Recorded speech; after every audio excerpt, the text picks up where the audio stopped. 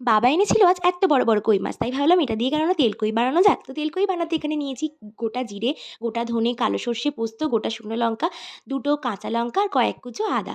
সমস্ত উপকরণগুলো মিক্সার গ্রাইন্ডারে দিয়ে অল্প একটু জল দিয়ে ভালো করে একটা মিহি পেস্ট তৈরি করে নিলাম। এরপর কই মাছে নুন হলুদ মাখিয়ে গরম তেলে ভালো করে ফ্রাই করে তুলে রাখলাম। এরপর ওই মাছ ভাজা তেলের মধ্যেই কালো জিরে ফোড়ন দিয়ে ওর মধ্যে অ্যাড করে দিলাম পেঁয়াজ বাটা। পেঁয়াজটা একটু লাল লাল করে ভাজা হয়ে গেলে এর মধ্যে দুটো চেরা কাঁচা লঙ্কা দিয়ে দিলাম। এরপর দিয়ে দিলাম আগে থেকে যে মশলাটা তৈরি করে রেখেছিলাম সেই মশলাটা এবং মশলা ধোয়া জল। ভালোভাবে নাড়াচাড়া হয়ে গেলে এর মধ্যে থেকে তেল ছেড়ে দিলে অ্যাড করে দেবো শুকনো লঙ্কা গুঁড়ো, হলুদ গুঁড়ো, অল্প একটু চিনি, পরিমাণ মতো লবণ এবং কয়েক কুচো টমেটো। এরপর ভালোভাবে নাড়াচাড়া করে নিয়ে এর মধ্যে অ্যাড করে দেবো পরিমাণ মতো জল। জলটা ভালোভাবে ফুটে এলে এর মধ্যে কই মাছগুলো অ্যাড করে দিয়ে ঢাকা চাপা দিয়ে দেবো। ঢাকা খুলে যখন দেখবো সুন্দরভাবে তেল ছেড়ে দিয়েছে এবং সুন্দর একটা কালার এসে গেছে, ওপর থেকে ধনেপাতা ছড়িয়ে সার্ভ করো গরম ভাতে এরকম সুন্দর তেলকই।